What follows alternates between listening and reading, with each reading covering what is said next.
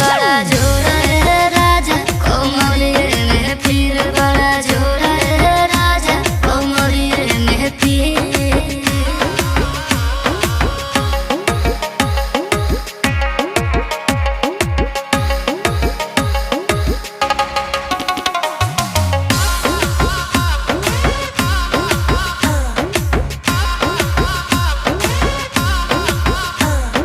बोला धनी डॉक्टरिया बहता बोलाई खैबू दवाई कि सुई लगवाई।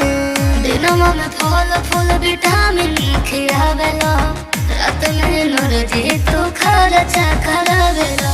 हो तो मजबूरी बुझ होई तोहर राजा सहतनी साजा।